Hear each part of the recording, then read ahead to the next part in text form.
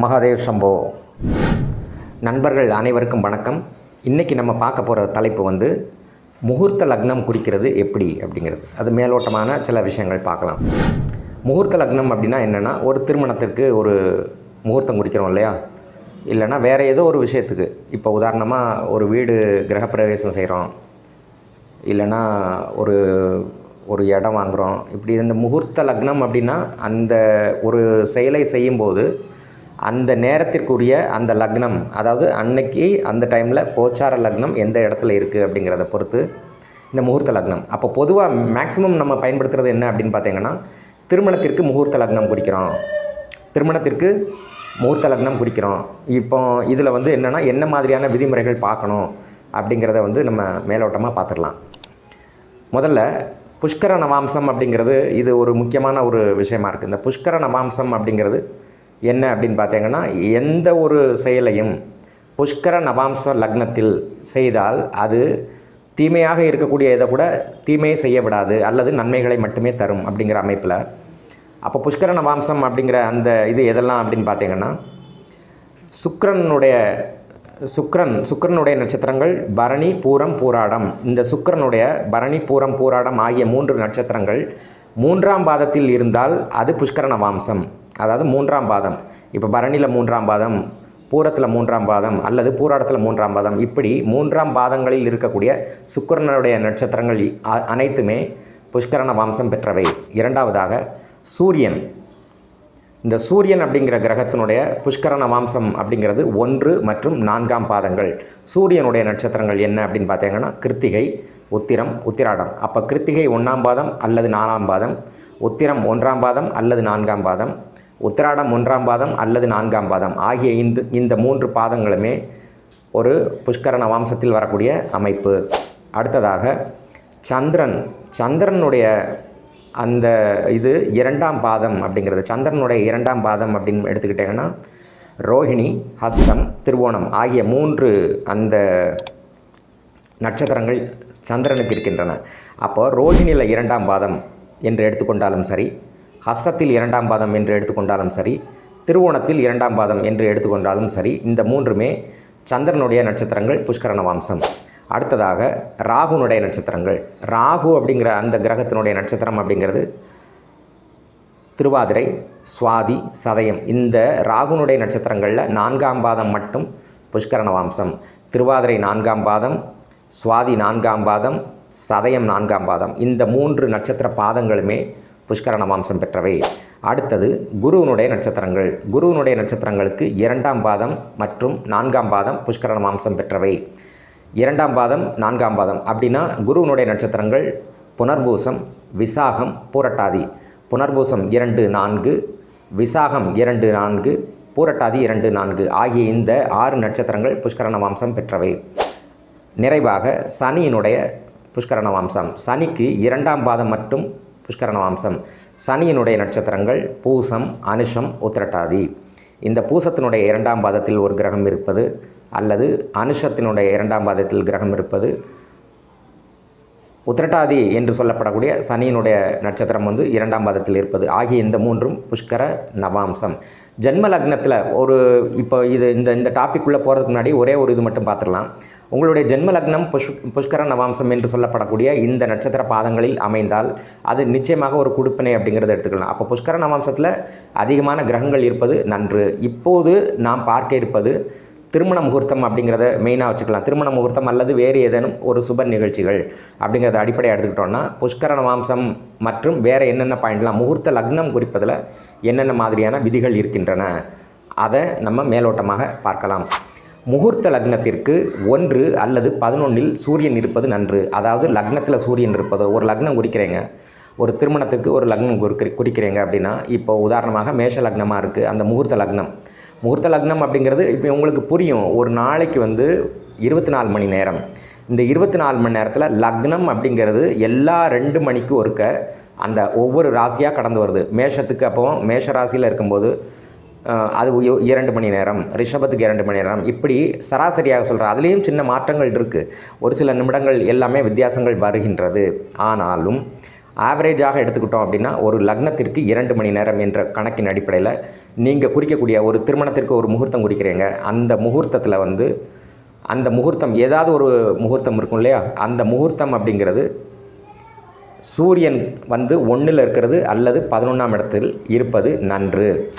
இன்னொன்று, முகூர்த்த லக்னத்தில் திக்பலம் பெற்ற கிரகம் இருப்பது நன்று. 2வது பாயிண்ட்டு, முகூர்த்த லக்னத்தில் திக்பலம் பெற்ற கிரகம் இருப்பது நன்று. அப்படின்னா என்ன அர்த்தம் அப்படின்னா, லக்னத்தில் திக்பலம் பெறக்கூடிய 2 கிரகங்கள் இருக்கின்றன. எந்த லக்னமாக இருந்தாலும் லக்னத்தில் அந்த கிரகம் இருந்தால் அது திக்பலம்.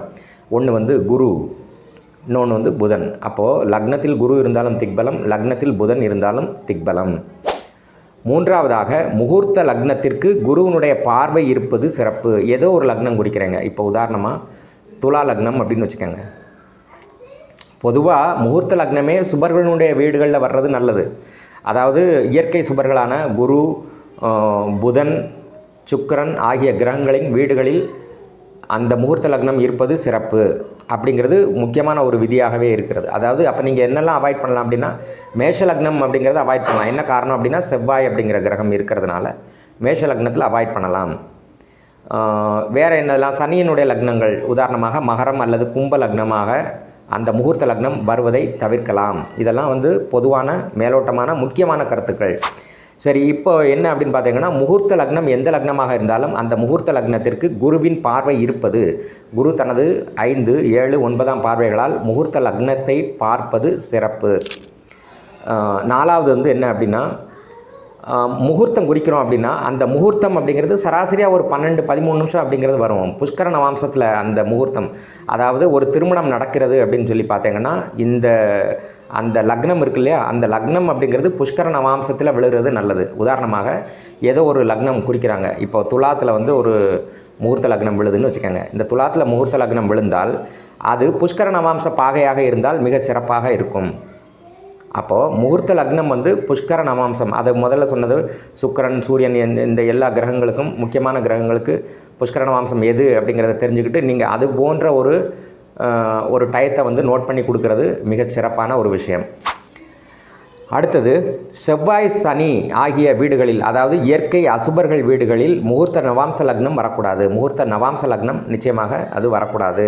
அதே மாதிரி பெரும்பாலும் அந்த ராசி கட்டத்தில் வரக்கூடிய அந்த லக்னமே இயற்கை அசுபர்களினுடைய வீடுகளில் வராமல் இருக்கிறது நல்லது. ராகு கேதுவின் மீது முகூர்த்த நவாம்ச லக்னம் வரக்கூடாது. அதாவது ஒரு முகூர்த்த நவாம்ச லக்னம் குறிக்கிறேங்க, அப்போது ஏதோ ஒரு லக்னம் உதாரணமாக துலா லக்னத்தில் குறிக்கிறேங்க அப்படின்னா அந்த லக்னத்துக்கு மேலே கோச்சாரத்தில் ராகு அல்லது கேது இருக்கக்கூடாது. எந்த முகூர்த்த நவாம்ச லக்னமோ இல்லைனா முகூர்த்த லக்னமோ, நவாம்ச லக்னமாக இருந்தாலும் சரி அல்லது லக்னமாகவே இருந்தாலும் சரி, ராகு கேது போன்ற பாவ கிரகங்கள் அதில் இல்லாமல் இருப்பது நன்று. பிறந்த கால ராகு கேது அல்லது மாந்தி அப்படிங்கிறது ஒரு இது இருக்கும் இல்லையா, அவங்களுடைய ஜென்ம ஜாதகத்தில் ராகு கேது மாந்தி ஆகிய கிரகங்களின் மீது கோச்சார சந்திரன் பயணம் செய்யாமல் இருக்கணும். கோச்சார சந்திரன் அப்படிங்கிறது இவங்களுடைய தனிப்பட்ட ஜாதகத்தில் ராகு ஒரு ராசியில் இருக்கும், கேது ஒரு ராசியில் இருக்கும், மாந்தி அப்படிங்கிற கிரகம் ஒரு ராசியில் இருக்கும். அப்போது அந்த ராசிகளில் கோச்சார சந்திரன் பயணம் செய்யக்கூடிய நாட்களில் முகூர்த்த லக்னம் குறிக்கக்கூடாது. இது தனிநபர் ஜாதகத்தை பொறுத்தது. அடுத்ததாக இதெல்லாம் வந்து முக்கியமான இது. அப்போ முக்கியமான இது வந்து அந்த குரு பார்வை இருக்கணும். கோச்சார சந்திரன் அப்படிங்கிறது ராகு கேது மாந்தி ஆகிய கிரகங்கள் மீது பயணம் செய்யாமல் இருக்கணும். இதெல்லாம் பார்த்துட்டு முகூர்த்த நவாம்ச லக்னம் இல்லைனா முகூர்த்த லக்னமே எடுத்துக்கோங்க. முகூர்த்த லக்னம் அப்படிங்கிறது புஷ்கர நவாம்சத்தில் செலக்ட் செய்து கொடுக்கும்போது மிக அற்புதமான பலன்களை அது செய்தே தீரும்.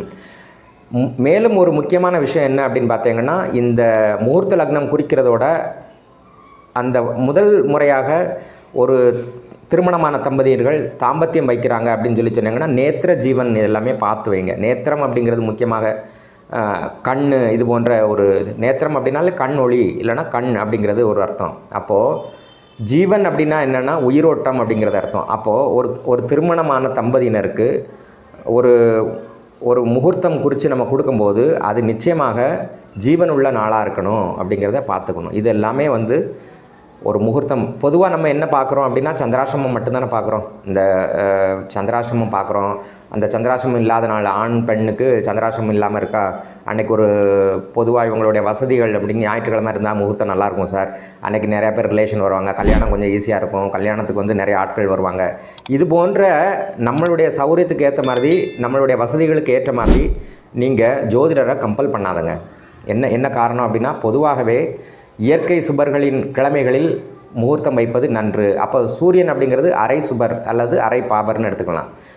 அது சுபத்தன்மையும் பாபத்தன்மையும் சரிசமமாக கலந்து இருக்கக்கூடிய ஒரு கிரகம் அப்படிங்கிறதுனால ஒரு முகூர்த்தம் குறிக்கல இவ்வளவு விஷயங்கள் இருக்குது அப்படிங்கிறத மைண்டில் வச்சுக்கிட்டு நீங்கள் வந்து ஜோதிடர்கிட்ட போய் ஒரு முகூர்த்த லக்னம் கேளுங்க. உங்களுடைய எண்ணங்களை அல்லது உங்களுடைய ஆசைகளை அல்லது உங்களுடைய சௌகரியங்களை அவங்க மேலே திணிக்காதங்க. அவங்களுக்கு நீங்கள் ஒரு நல்ல முகூர்த்தம் குறித்து கொடுங்க அப்படிங்கிறது மட்டும்தான் சொல்லணுமே ஒழிய நம்மளுடைய விருப்பங்கள் எல்லாமே அங்கே சொல்ல வேண்டாம். ஏன்னா அதிலே நிறைய ரெஸ்ட்ரிக்ஷன்ஸ் இருக்குது. பார்த்து முகூர்த்த லக்னம் குறித்து தரக்கூடிய ஜோதிடர்களும் இது போன்ற முக்கியமான விதிகளை மனதில் வைத்து கொண்டு ஒரு முகூர்த்த லக்னம் குறிப்பது நன்று. இந்த பதிவில் ஏதேனும் சந்தேகங்கள் இருந்தால் தாராளமாக தொடர்பு கொள்ளலாம். மீண்டும் ஒரு நல்ல பதிவில் சந்திப்போம். நன்றி, வணக்கம். மகாதேவ் சம்போ.